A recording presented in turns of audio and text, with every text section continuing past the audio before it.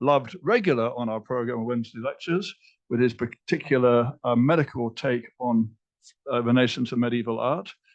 Duncan, in a former life, was professor of medicine at University College London and director of medicine at the Brompton Hospital, a very distinguished physician indeed.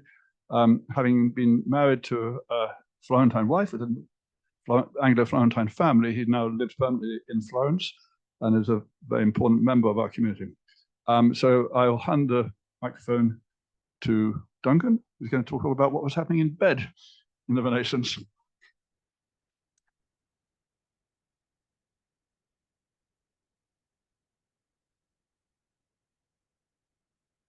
Thank you, Simon. Am I audible? Can you hear me at the back?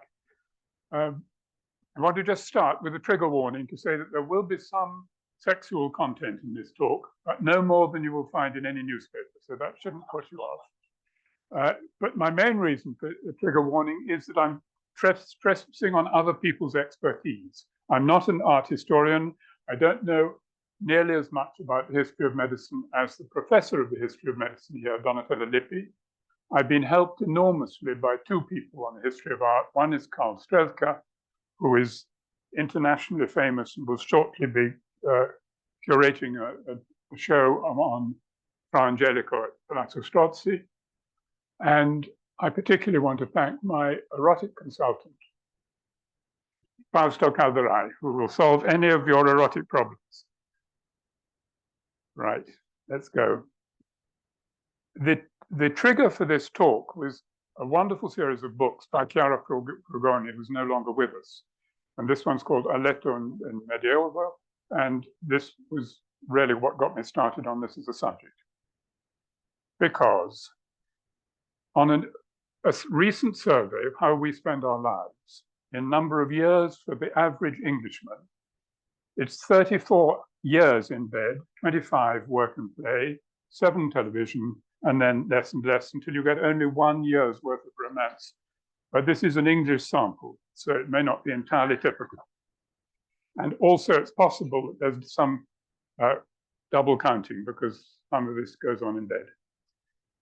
The important events that happen in your life happen to all of you. And that is you're conceived, you're born, at some stage you're in bed because you're ill, you dream, and you die.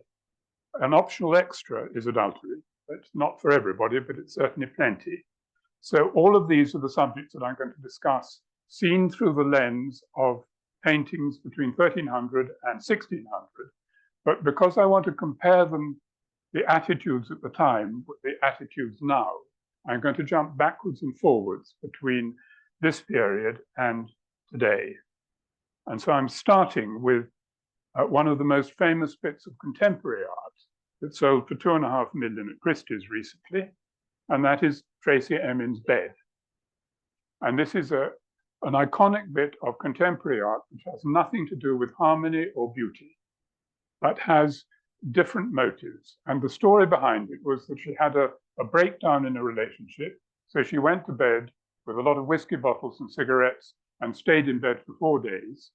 And when she eventually came out of her sort of depression coma, she looked at her bed and realized that she'd created a work of art. And so she presented it as a work of art, and the world has taken it on as a work of art. And it tells you quite a lot about what art is at the moment. Art is a very selfish occupation. This is talking Tracy Emin, telling you about Tracy Emin, not about spirituality or beauty or anything more wide. But it also has, from her point of view, a political message.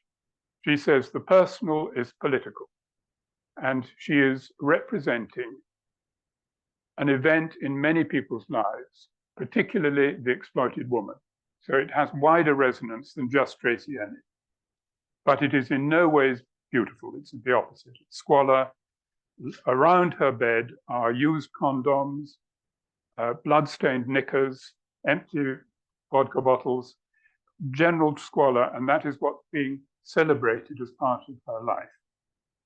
And that is very different from the period that I'm going to talk about. Now, I'm going to go backwards in time through a series of images of people in bed. This is a well-known painting, Manet's Olympia, which is a model modeling as a prostitute. And there are a number of clues to prostitution here. She's wearing this choker, which apparently turns people on, shoes, which are the commonest fetish, furry things here, which represent pubic hair, and there is an erect cat, which you can't see very well in the corner. See if I can identify the cat for you. There's a cat there. Her hand is, in a way, protecting her sex rather than offering it, and her gaze is challenging.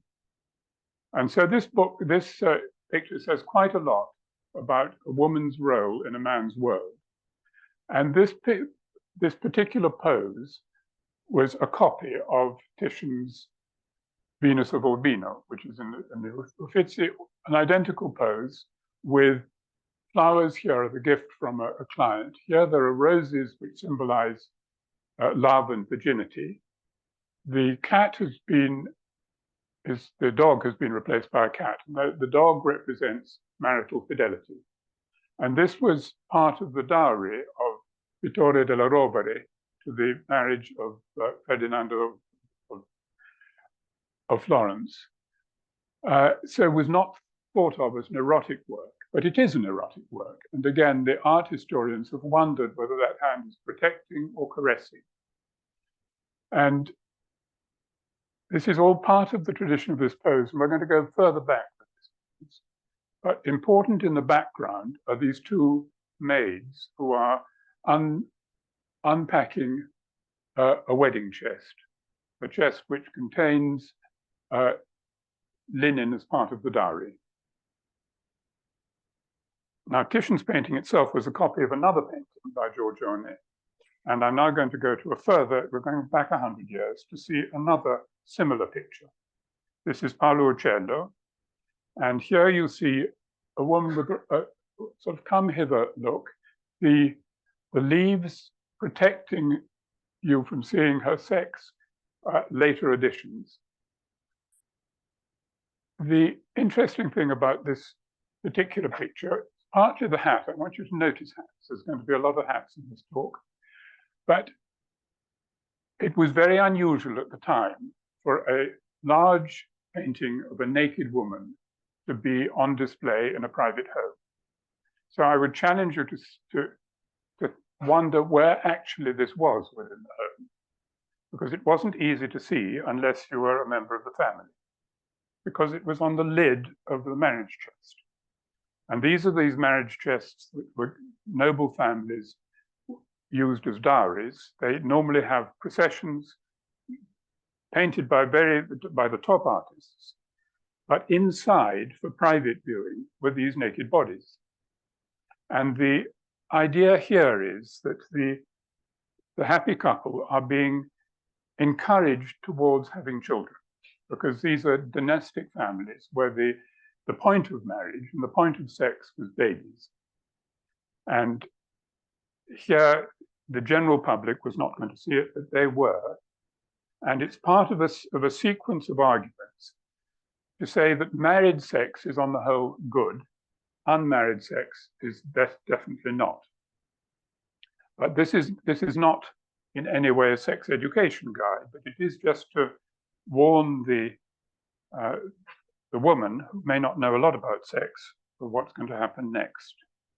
And to see in more detail what's going to happen next, we'll go to San Gimignano, where there is this wonderful fresco sequence of married love.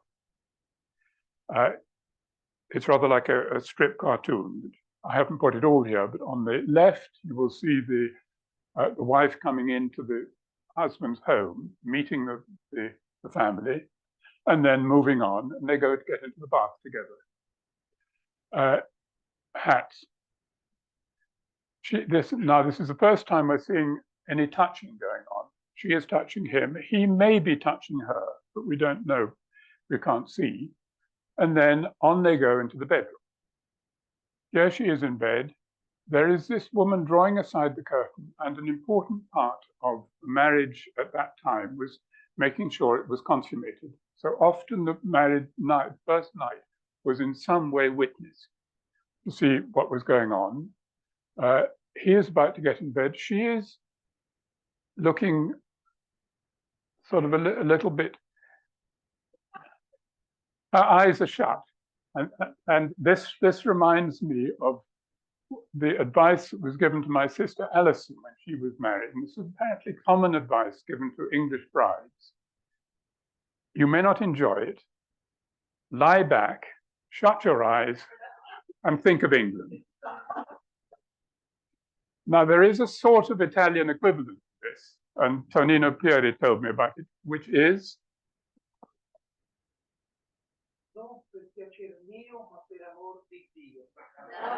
okay.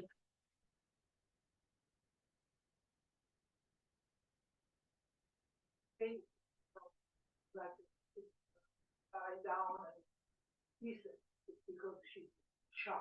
Right. If she doesn't approve what she's going to do, she shouts. Right. And that brings in the idea of sex being, in a way, a duty and not necessarily for pleasure, which is the way that the church would often see it, that pleasure might be there, but it wasn't the main purpose. Now, this sequence is often shown in the books as the marriage chamber, as a sort of sex education guide, but it's completely false, because elsewhere in the same room is a fresco of profane love, from which I've got one example, which is in a way very modern. Profane love is prostitution, and you have the prostitute receiving money and then riding on the back of her client and whipping him. Now, that says that quite a lot of the behavior from 1300 to now hasn't changed, whereas some of the attitudes have. And because I'm now interested in what the bride knew about sex at the time of her first night. And the one idea is that everybody lived in the country and they saw animals doing it, and so it was they didn't need education. But that's not true, because people were increasingly living in towns. And sex education, insofar as you would get any, you wouldn't get it at school, but you might get it from a priest. And the priest's attitude was very different from anything else. So let's look at sex education books over the period we're talking about. This is from a splendid book written by an Englishman, Bartholomew the English. He wrote it in Latin, translated into French, where it now sits in the museum library. And just to look at the image first of all, you see the couple in bed, apparently fully clothed, wearing hats, dog for marital fidelity, witnesses for the first night. But when you go to the text, it's disappointing. You don't find out how to do it at all. What you find out is what other people have written about sex. Aristotle, in particular, wrote that it took 40 days after conception for the soul to enter the body. 40 days for a boy and 90 days for a girl, which is a curious distinction. But so you don't learn much that you want to know there. Then looking around further, I found this book in 1300, which was a manual for priests as to how they should teach their congregation about sex. And the basic message is that lust is the seventh deadly sin, and sex is a sin, and that the right state of the best sort of person would be to be a permanent virgin, as was required of priests. And in that way, you are closer to the angels, who themselves are virgins. But, and this is where the church shows some common sense as well, you have to recognize that your congregation will contain people who cannot contain themselves. And therefore, sex is bound to happen. And therefore, sex within marriage is allowed as the least worst option, rather like democracy. And so it was accepted, but not encouraged, and certainly not encouraged outside marriage. I'm now going to come right forward to the last 100 years, where Mary Stopes, an important woman in the suffragettes movement, she was married, was appalled at what happened on her wedding night, and realized that on the whole, women were not educated and didn't know anything about it, and in particular didn't know about contraception. So she wrote a book for women about sex, and this was a bestseller for the next 20 years. She was then went on to start the world's first birth control clinic. So things had not moved on so much in terms of sex education. We now come to another blockbuster bestseller in the 1940s and 50s, Love Without Fear.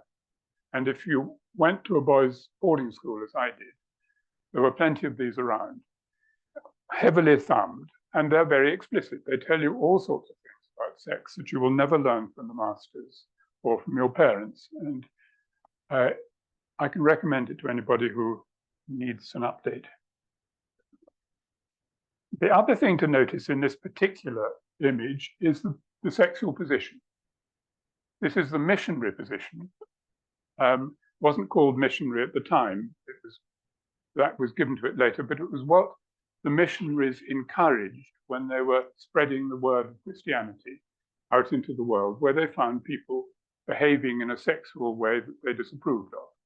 The advantage of the missionary position is that only humans do it that way. Animals don't.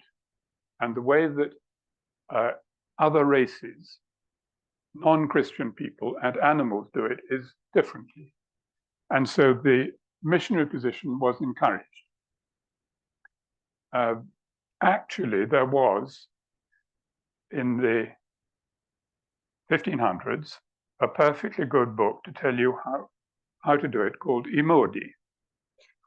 Now, I Modi was a book of engravings with 16 different sexual positions that the church confiscated.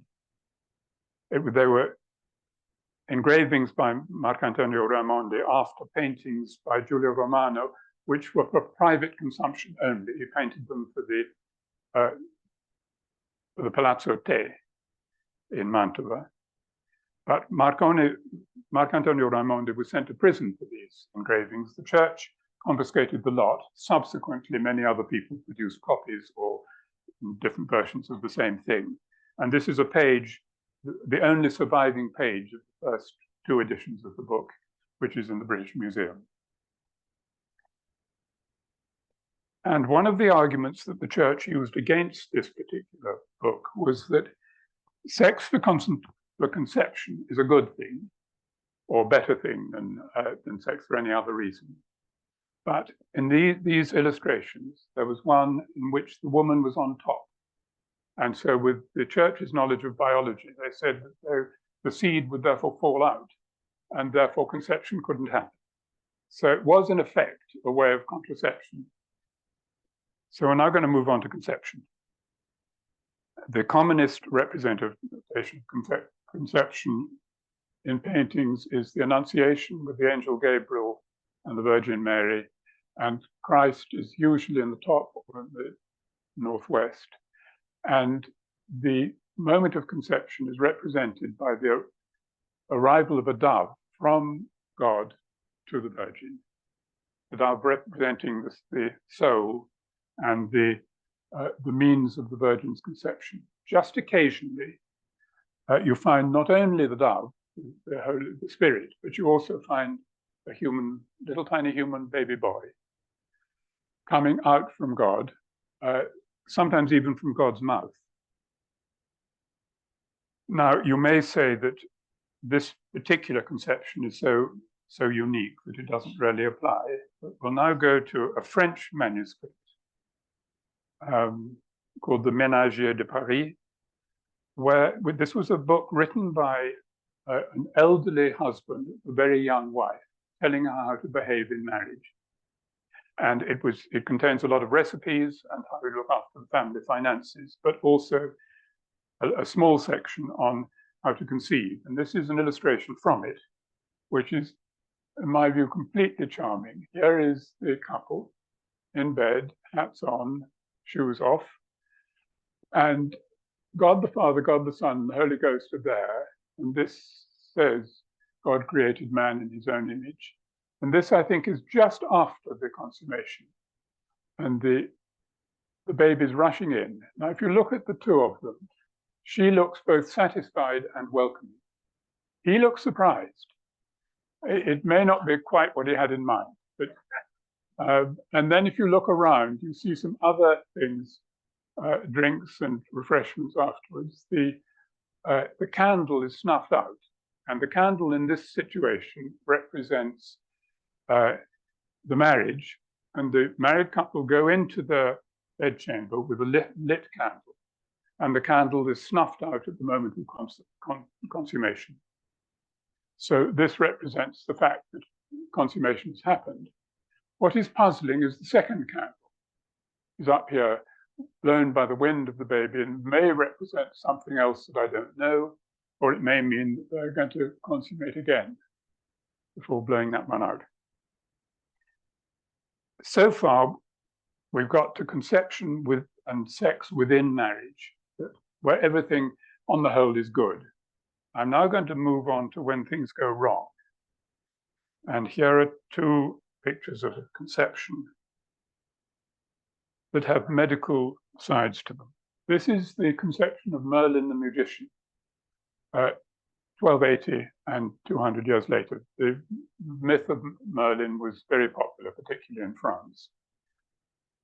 And this is a sleeping woman onto whom the devil comes, inseminates her, and Merlin is the result. There are obviously interesting things in the pictures themselves. Here the demon is dressed, here not. Notice that he is not using the missionary position. He's coming in from behind. And notice also these bed knobs. One of the things that this interests me is that there is this psychiatric diagnosis of the incubus syndrome. And this is not just in the Christian world. You can find it in China and India as well, where a woman has a nightmare of being lain upon by a demon, and the demon changes according to the culture. But it's quite a common, horrible dream that it becomes an obsession with the woman, and she goes to see a psychiatrist now. And it's been called the incubus syndrome because incubus from the Latin means being laid, somebody comes and lies on you. This is also linked in some ways to the fear that some women have of giving birth to a monster, which is apparently quite a common fear because monsters were around in society. And when it happened, the wife was usually blamed for having impure thoughts during the pregnancy. And women were advised at the time to only look at beautiful things, to only have beautiful thoughts, because what you thought and what you saw would influence the developing fetus, which is in fact rather a modern thought, because modern psychology is beginning to say the same thing, that you can affect the child's psychology in utero. One of the stories that goes with this, think about the right thing at the time, was that if you think very strongly about your husband during adultery, the child will look like him, which would be an advantage.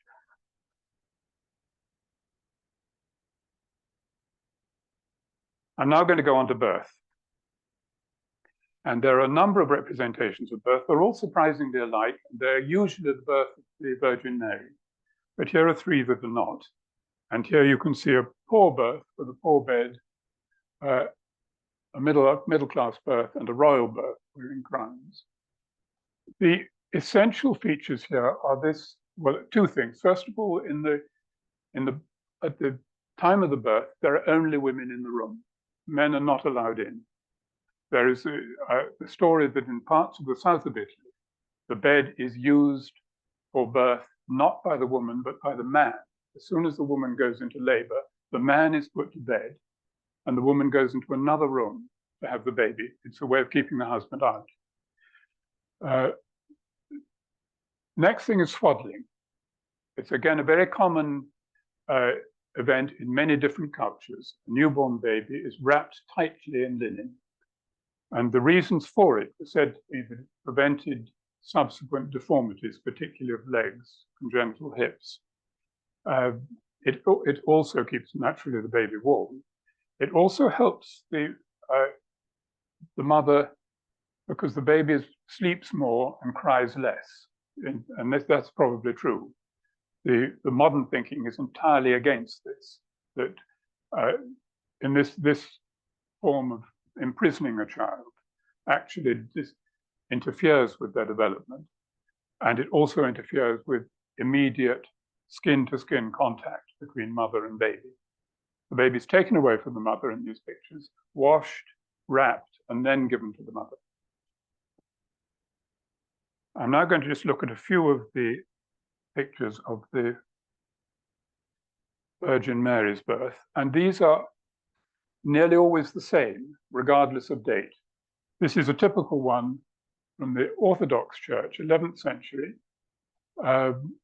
where there is Anna, the mother of Mary, in bed, usually looking tired and usually being ignored by the others. Here they are washing the baby before swaddling, and then coming in are all these people bringing food. The mother has been in labor for some time, hasn't eaten, and is going to have to eat for herself and for milk. So feeding the mother was a very important part of birth. Here is a San Gimignano example, same sort of iconography. The next one, and this isn't only Mary, here you have the birth of John the Baptist from Santa Mira Novella. And again, there she is, exhausted and ignored, while others are looking after the baby and bringing in fruit and vegetables. Wine is here, wine reserves more coming in here. Red wine to replace any blood that's been lost. This has a medical angle to it as well, that the baby is being breastfed by a wet nurse, which is not good, because the current thinking of the importance of the baby immediately being skin to skin to the mother is that helps the delivery of the placenta, but it also helps not only maternal child bonding, but also the transfer of microbes from one to the other, which is going to be good for colonizing. The baby is sterile on arrival and needs to be colonized by bacteria, and it's a good thing that they are the mothers. She giving milk will not be giving the right material for the baby at the time, because the first day or two after birth, the mother's breast does not produce milk, but produces what's called colostrum, which is full of antibodies to infection. So it's a good way of preventing child infection. This is a beautifully observed, let me hold the baby. I've mentioned a few medical things, but childbirth is a risky time. It's the riskiest period for the child's life for quite a while. And let's now just go on to the birth of Mary by Giotto. Don't worry too much about the birth itself, because all the parts are there. The interesting part is this child having his nose pinched. And this takes me back to one of the really good things about being a doctor, is that as part of your training, part of my training, I had to deliver 20 babies. And the first baby you deliver is something you never forget. Your first times you never forget. And your job is to help the baby out, push, very big push. And the baby begins to come out, and you have to make sure it comes out gently and carefully so that a rushed birth is not good. Then you pick up the baby, put it on the mother's tummy, clamp the umbilical cord and cut it. And at that moment, time goes very, very slowly, because the baby hasn't breathed yet. And you're waiting for the first breath, the first independent sign of life. Because if the baby doesn't breathe, you've got a medical emergency. And if it's your first delivery, you feel it's your fault. And the baby does breathe, the baby cries and breathes, but sometimes it's a bit slow. And there is this folklore that goes through southern Russia and into Georgia, that pinching the baby's nose will provoke the first breath. And this is what you do apparently there. What you do in Europe is you give the baby a slap on the bottom. And there you see the slap about to happen. We're now not allowed to slap babies, so you have to rub their back or rub their face. And both of those are apparently effective in producing the first breath. So this is all good now for happy, healthy babies. But things can go wrong. And here is a picture of the devil coming to the birth of who later becomes San Stefano and doing a baby switch. The baby is now being, the devil's child is being substituted for the real one. And this again is a worry that many women have. Is it really my baby? When I was delivering babies, we used to, this was quite a while ago, the babies were sent into a dormitory. And they were put in little cots in rows with a wristband, their parents, and a little label on the back, on the bottom, saying who they were. And inevitably, things can go wrong, and did. In southwest London, there was a scandal where the babies were all, in one street were all mixed up. And this was terrible because the babies, as they grew, began to look like the neighbor's husband. And when this happened more than twice, there was an investigation. It was found that genetically they did belong to the other, and there was a switch over it, but they didn't belong to the mother either. So mothers who are frightened of this have a reason to be. Here you see the devil got in, and fortunately, over here you see in this fresco sequence the devil being exorcised. And coming out, and he then goes on to be very good look at the saint. And of course, it's not only the baby who has problems, it's also the mother. This is this wonderful sequence from the Bargello, some say Verrocchio, some say Jacopo della Quercia. And on the left, you can see the dead baby, this is a stillborn baby, being presented to a stern father. I mean, a terrible moment for him, but next door, in the birthing room, is his dying wife, Francesca Tonabuoni. So dead baby, dead mother, and you won't get a more moving or perfect representation of exhaustion and just before death in a mother than this.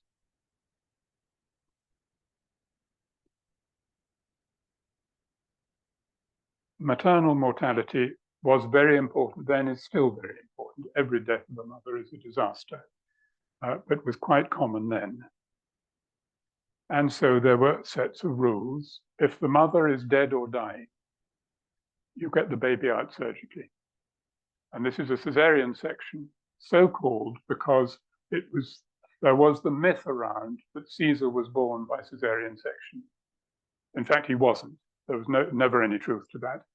But the name has survived.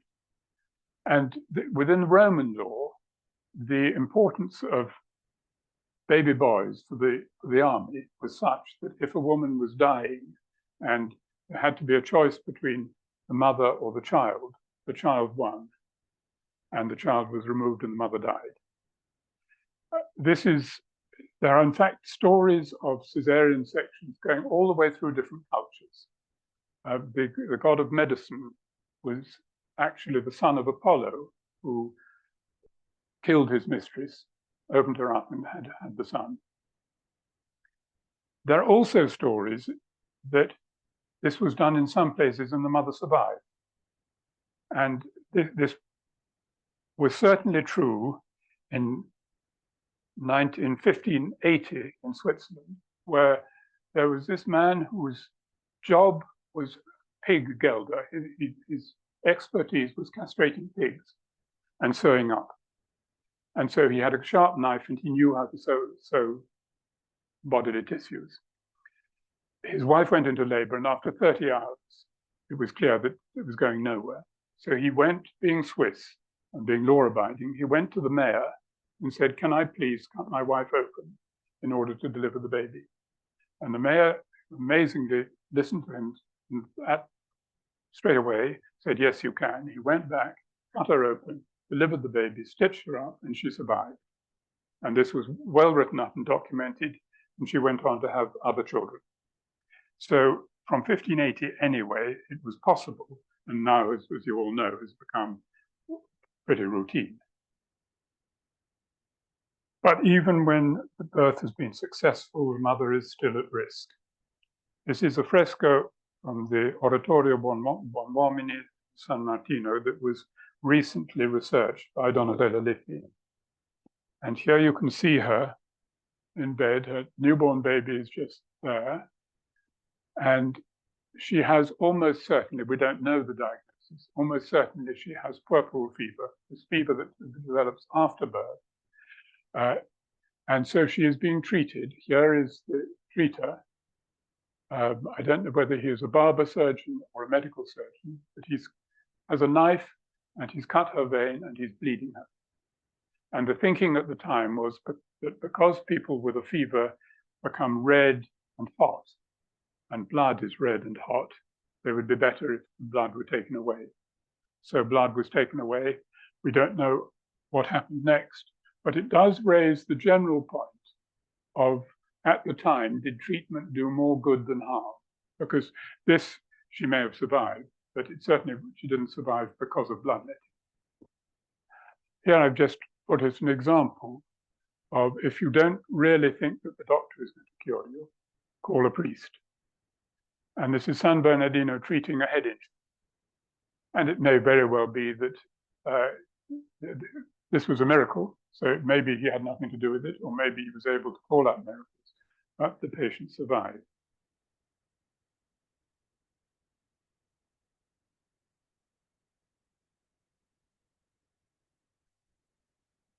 Just following that theme, here on the left is a man in bed. And it's interesting, why go to bed because you feel ill?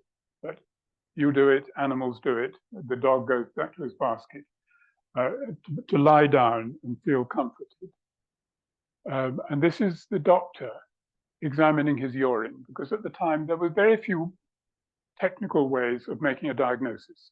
I'm interested in this because he's clearly looking up. So maybe he's asking for God's help at the same time as looking at the urine. And there are very few illnesses that you can diagnose from looking at urine. Urine infections, yes, and some kidney problems, but most illnesses can't be diagnosed in that way. This, however, is a very old-fashioned way of looking after a patient, and that's friendship and nutrition, what would now be called social prescribing. Don't worry about the doctoring side of it, just make the patient better. At this time, the doctors, some were herbalists, but mostly the herbalists were the wise woman in the village who ran a rather dangerous life because she may have had more experience with illness than the doctor, and maybe her remedies were successful. But there's a small dividing line between being the wise woman, the witch. So if the people didn't get better, then the wise woman might be killed. And this just reminds you, if you don't know the saying of Voltaire, that the purpose of a doctor is to keep the patient amused until he gets better. And that's still often true. This is a picture which is often used as an example of bubonic plague. Here are these supposed buboes, and this couple are about to die of it. In fact, that's not what it is. It tells a completely different message. Instead of what people usually say, this is somebody asking for God's help, it's actually Moses throwing ashes in the air. And you'll find this in the Bible, that he threw the ashes in the air, they fell down onto the Egyptians and produced a plague. Now, the plague that it produced, we don't know. It was said to be a plague of boils. And it probably wasn't bubonic plague, but it may have looked like this. But it raises the quite different idea that illnesses were not only cured by God, they were caused by God. And if you remember the Camus' La Peste, Père Paneloux, mes frères, vous avez mérité. You have been a sinner, you deserve your illness. So God was a powerful force for good, but also illness was blamed on bad behavior. Illness meant badness. And here is an example from the Hôtel Dieu hospital in Paris, where the people, these poor ill people on a hospital ward, no concern about cross-infection, are ailing in bed, being looked after by nuns. And the nuns' modes of treatment are the cardinal virtues. Prudence here written, temperance. Her particular patient is a drunkard. And look what she's done. She's clamped his wrist so that he can't get his drink to his mouth. Fortitude, always a good thing. And then the outcome is it's in the balance, not in the hands of either the doctor or perhaps even God. So this, in a way, is bringing morality into medicine. And I'm now going to go on a bit to the morality police. So we're going to go back now to sex. These are two examples from the manuscripts of seduction. This is St. Anthony being tempted by a woman to go to bed. He's burning with lust, as you can see. But with his left hand, you can see he's not going to do it. And here on the right is Lancelot, Lake, being dragged into a bed by a woman. He wasn't doing it either. And these pictures nearly always show the woman as the temptress, the sort of femme fatale. The woman is the bad one, and the man is the good one. If you remember the story about Lancelot at the lake, he actually went off with Guinevere, the wife of King Arthur. And so he wasn't good at all, but he is in this picture. So this is an example of sex outside marriage that should be discouraged. And here is an even more gross example of St. Julian, who is murdering this adulterous couple in bed. He comes back home, finds the two of them in his bed, assumes that it's his wife with a lover, but in fact he gets it wrong. It's his parents who have come on an unexpected visit. And so he kills both of his parents. And this now, here is the wife looking in, astonished as to what he's doing. This was foretold. Now he confessed, he did a penance, and the rest of his life he was supremely good. And this is a curious ambivalence in the church that you meet in quite a lot of these. It says the church is very much against sex and against sinning, but St. Julian can go on and be a saint, and he becomes the patron saint of murderers. So it means forgiveness is total. That's the bad side of adultery. Now let's look at the good side. Here I've got two stories from the Decameron. This you have to concentrate a bit. There's one bedroom, 3 beds, and 5 people, and a cot. There's a cot here with a baby in it, and elsewhere there's a cat. Don't forget the cat. And the story is that 2 young men are in love with the innkeeper's daughter, and so arrange to go and stay there to see if they can get lucky. It's dark. During the night, one of the young men, Pinuccio, climbs out of bed and gets into bed with the beautiful daughter. They both, that's positive, they both like that. Then the other young man, a bit frustrated, gets up, goes for a pee, has to move the cot, and then goes back to bed. But when he goes back to bed, the cot moved. The orientation for the other people has changed because the cot is the way you know which bed you're in. And shortly after that, the wife hears a noise, which is the cat, goes out and investigates, finds it's only the cat, comes back, and then steers her way back into bed by the cot and gets into bed with the second young man. And there you can see them jumping about. Now, the story goes on a bit, but the sort of moral of it is that you laugh at the husband. And nearly all the Decameron stories of adultery end up with the man looking stupid or a priest looking stupid. The other one is this, and this is most amazing story to me.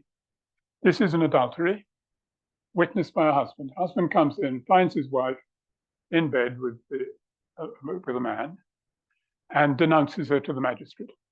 And here they are with the magistrate. And this is in Prato, where at the time the law was that if a wife confesses to adultery and is denounced by the husband, she has to be burnt and killed. Now the magistrate doesn't like the law, and he says to her, for God's sake, don't confess, because if you confess, I have no option but to get you burnt. And this is an amazingly modern story. She says, I am an honest woman. I confess. But I would like to point out two separate reasons why you should not burn me. I'm going to read you what she said, because they're such modern statements from 1360. She says, I've always given my husband everything he wanted, whenever he wanted it, and he liked it. What should I have done with what was left over? Was it much better? Well, surely it was much better that I should have given it to another man and let it go to waste. That's argument one. Argument two is a legal argument, which rings so true today. Everyone agrees that laws have to be the same for everyone, okay? And have to be made with the consent of the public to whom they apply. No woman has ever approved of this law, nor has a woman ever been asked about it. So for that reason, the law is unjust and cruel. And the magistrate said, yes, you have a very good point, change the law. They changed the law. Now, so we're now going to move from fun to work. And this is a priest putting together the works of St. Augustine from 6 manuscripts. And he's taken off his boots, he's taken off his hat, and he's working in bed, because in bed is nice and warm, and he doesn't have a study to do it in. So working from home, which everybody's concerned about now, is not a modern idea. And here's Charles VI of France, before the Battle of Agincourt, giving advice, giving and taking advice. So he also did his decisions in bed. You'll remember that after Agincourt, he gave away the French throne to Henry V of England. So the English king is really the king of France, but he died too soon. Now, since we're talking about artists and bed, here are some modern ones. This is Frida Kahlo painting in bed. And this is a wonderful one of Matisse, practicing for the Chapelle de Vence in a room that is about the same size as the chapel, and getting his drawings right before shifting bed and all to the Chapelle de Vence. And then the most famous one, which you'll recognize, is this 1 Week for Peace by John Lennon and Yoko Ono. And they were somewhat disturbed because if you remember, the journalists were invited in, and they were troubled that the journalists weren't taking them seriously enough. During that week, they inevitably dreamed, and so I'm now going to shift on to dreams. And here are 2 dreams. This is the 3 magi, 3 wise men, 3 kings. And the dream is coming to them from an angel. Tell them not to go back to Herod, because otherwise Christ will be found and killed. And you can find this in different forms. I hadn't realized before that one of the 3 wise men was in fact black. It's Balthazar. This is the Holy Family receiving a dream. The angels usually come in from the northwest, and they're receiving the message from the angel that Herod has died, so it's safe for them to go back. And usually the dreams that are recorded are ones that have changed people's lives radically. And this is probably the most famous, which has made a huge difference to Western European civilization. This is the Piero della Francesca's dream of Constantine. 312, the evening before the Battle of the Milvian Bridge, where he dreams that if he puts a cross on the, he sees a cross in the sky, and as a result puts the cross on the shields of his soldiers, and he wins. And after that, he converts to Christianity, and the whole of the Western Roman Empire converts to Christianity, making a fantastic difference to history thereafter. I put in one extra dream here, just to go back to the idea of the incubus syndrome and nightmares. This is Fuseli from 1781, and this is the dream, this is the nightmare experience of a woman visited by a demon who lies on her. Very graphically shown. The origin of the English word, this is incubus, an incubo in Italian is a nightmare. A nightmare in English is the mare, is the Saxon name for a female demon. So a nightmare has nothing to do with a dog, but it's the same idea. And the final dream I've chosen for a particular reason. This is from the monastery of Monte Oliveto. And here is St. Benedict coming, not an angel this time, to give a dream to these two monks, telling them to build a church, which they subsequently do. I've chosen this for a particular reason, because it's painted by Eusodoma. And Eusodoma, that's not his name, it's his nickname. And it was his nickname because he was famous for his preference for young men. And so just to explore what was going on at the time in terms of attitudes to homosexuality, because he was proud of his nickname. And he wrote sonnets about himself and what he got up to. So in terms of the general public, homosexuality was around and was not particularly important one way or the other. From the point of view of the church, very different. And here are two pictures from manuscripts of demons interfering with, here is a couple of three men, two, and dragging them off to hell.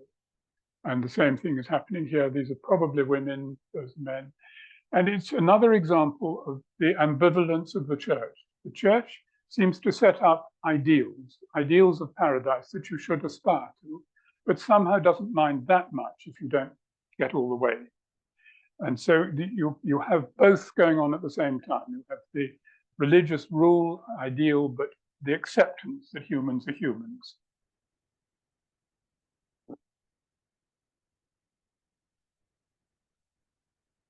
Last subject, these were going to be dragged down into the inferno, so let's go there.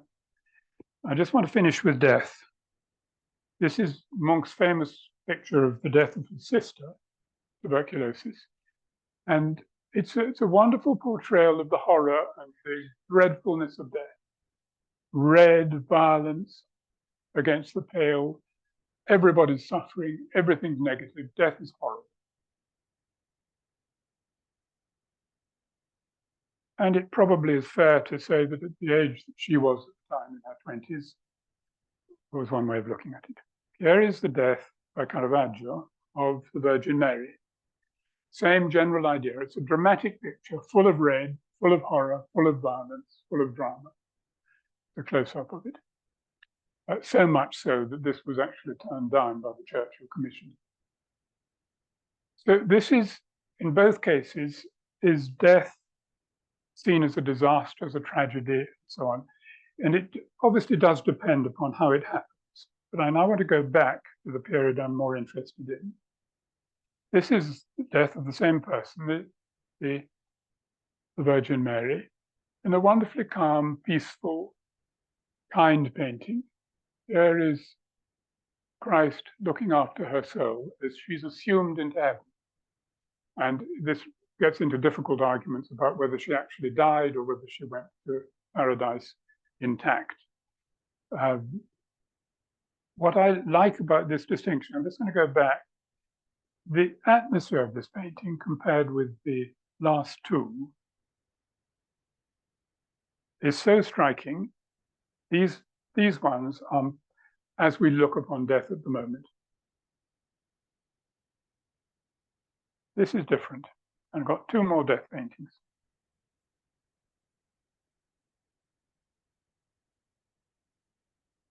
This is St. Dominic on his deathbed. He's not thinking about himself, he's thinking about other people. And his famous last words are, "My brothers, remember the importance of charity, humility, and poverty."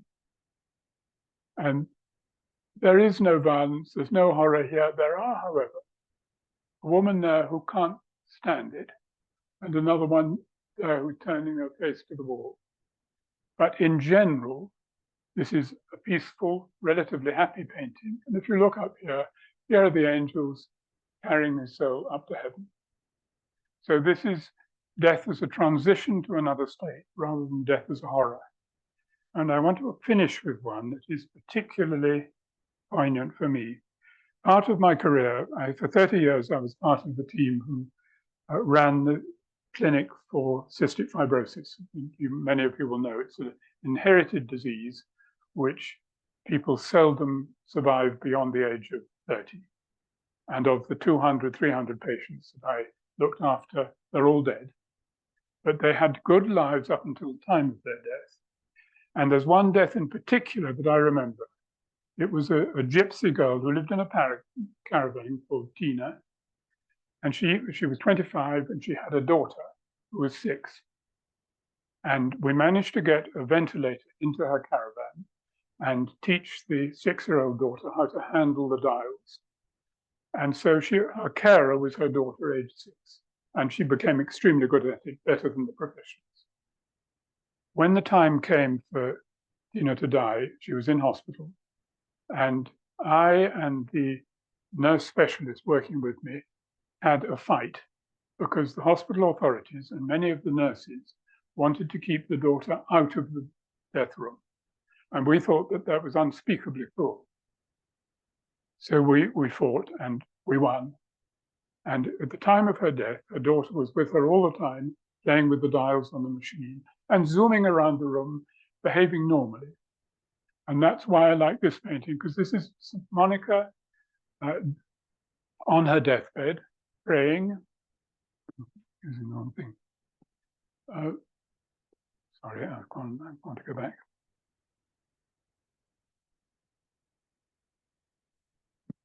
Praying to Jesus there, souls going up to heaven. But look at what else is going on in the room.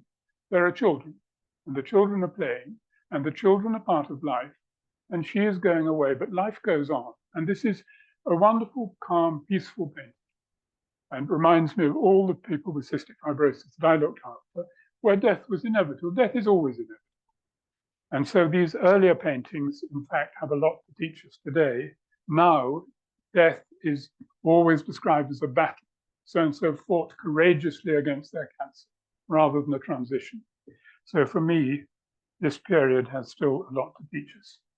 I want to finish with a particular thank you to Elisa Zucchini, who is my great helper on the history of medicine.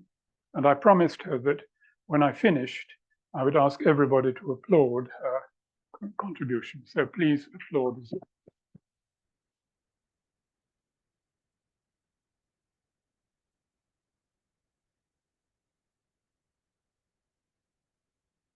That's it.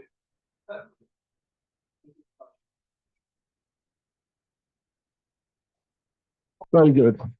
Thanks a lot. All good. That's a bit more light.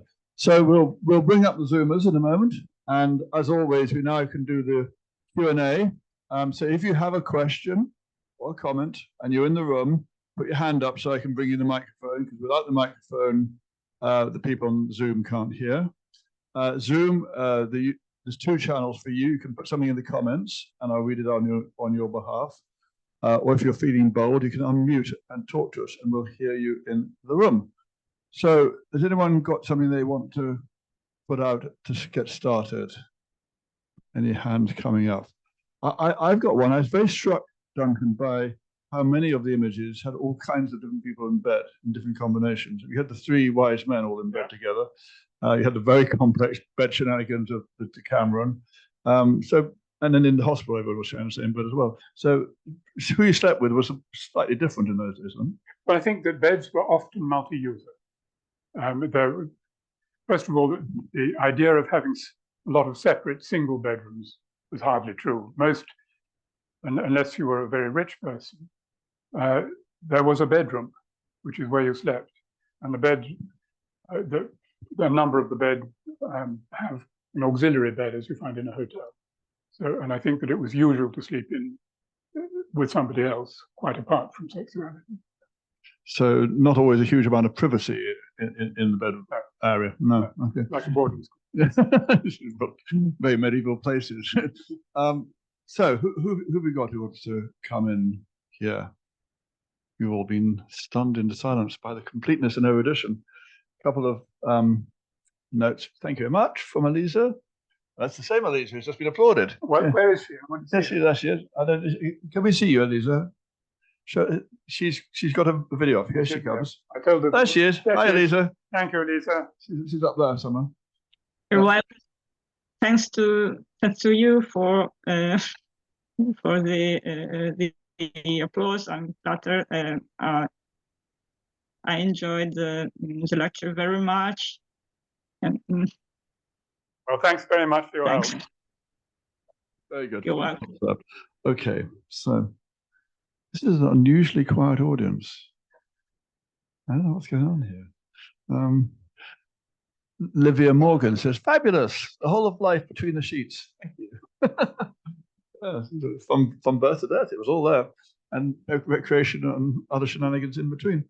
Very good. All right, well, there is one, yes. Good.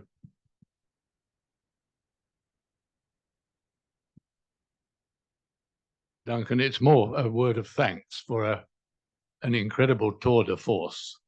I hope it's going to be preserved some way in our archive because, I mean, it was enormously important.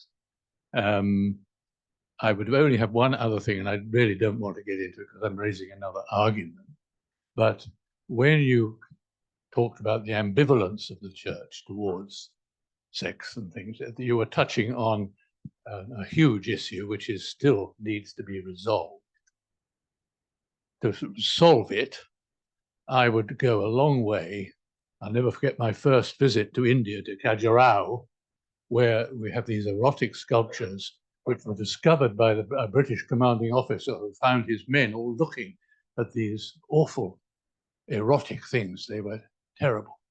They are the most marvelous, marvelous sculptures of sexual tenderness and symbiosis between the two parts involved. And so there's a whole nother world out there, really, which I think the modern religion still has to come to terms with in being more positive and less ambivalent and creating less upset about sex being a sin. If that's still lying around, you've done a lot to diffuse that, hopefully. And I'll just thank you again very much indeed. I think it is interesting how sex sinning is a particularly Christian thing, because China and Japan have a much more open view of sex in all forms. And what would be considered obscene paintings, particularly in Japan, are just part of the normal erotic art form. And you can, if you go, you can buy copulating couples in sort of tourist shops inside little boxes. And there is no shame attached to it. It's just, I mean, children are looking at it and so on, which in a way that I suppose the West is getting to the same position now. It's much more demystified, but still guilt is part of it. Yeah. We got one at the back, and then we'll go to you afterwards. Thank you. Great lecture, Duncan. In the course of your looking at the church's response to copulation and reproduction, did you find any distinctions when a plague would sweep through and wipe out the population? Did the church in any way encourage repopulation? I'm afraid I really don't know. I don't. No, I don't know. I mean, I think that the depopulation from the plague, which was enormous, would have been, well, there is an interesting thing that are people more sexually active after a plague? And there is some evidence to support it. You may remember this book, The Story of San Michele, by Axel Munther, where he documents that. And it may be that there is a natural tendency to, an evolutionary tendency to have more babies the moment you get into a crisis, but I don't know. There was an interesting example in the West in the 1920s, and following the decimation of the male population in the First World War, it was party, party, party, and first fling of female liberation, the flappers and all that.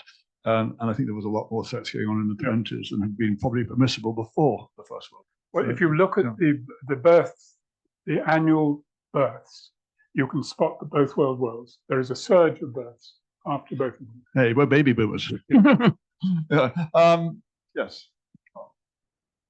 Of course, one of the most famous beds in the Renaissance is Shakespeare's second best bed he left his wife.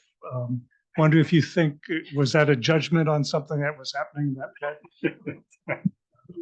You answer. Yes, we don't know who got his best bed. It's not recorded. Thank you very much. Really interesting talk. I'm just thinking about homosexuality and amazed that the church ever had any ambiguity about it, ever expressed any ambiguity about it, because of course it is so roundly condemned. But then if you go back in history to the ancient city-states, Athens and Sparta, it was always men together. So I'm just wondering if you came across anything that, I mean, these pictures seem to condone homosexuality. I don't know what you found. Well, I mean, I think all those demons pulling you down into hell are not condoning much. But there it is in the church literature, but seen in the context that any sex outside marriage was frowned on.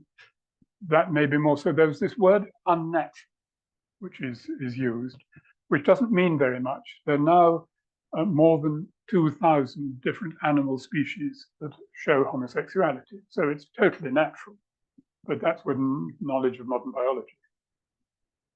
There was something going on in Quattrocento, Florence, which was the Vigilanza della Notte, who were simultaneously trying to organize the prostitute industry and try and prevent too much sodomy going on. And I think they sort of trying to work the two things going together. I was reading something about it the other day, but in the 15th century, that was an active sort of political police movement to try and encourage chaps to go with the whores rather than other boys. But I mean, I don't know much about it. Somebody who's studied it more would tell you more. So that was going on. Was there another one over there? Did I see? I see a stray hand. Yes, thank you.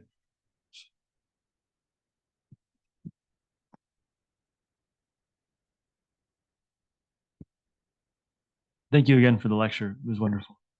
Could you speak a little bit to contraception in that period? I understand within the church, the more Catholics, the better. So it probably wasn't supported, but in others, for example, in prostitution and circles like that, could you speak maybe to what contraception was used or how that was viewed?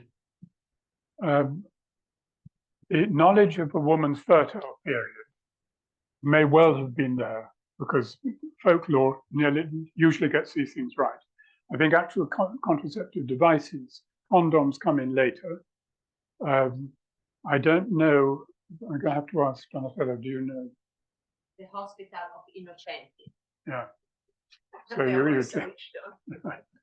no, I mean, it is interesting to speculate, but it is speculation. I think that if there had been regular, well-known methods of contraception, the church would have produce something against it, which I haven't come across. I haven't specifically looked.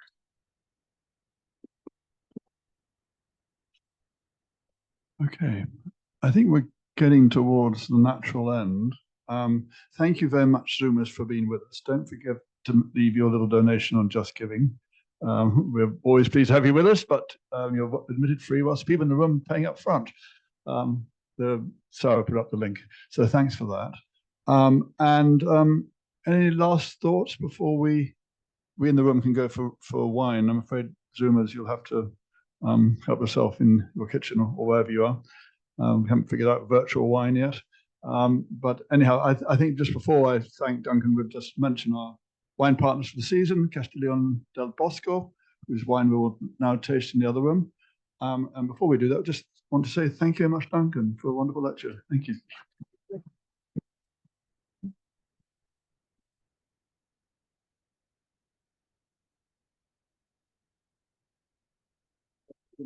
Thank you very much. Yes.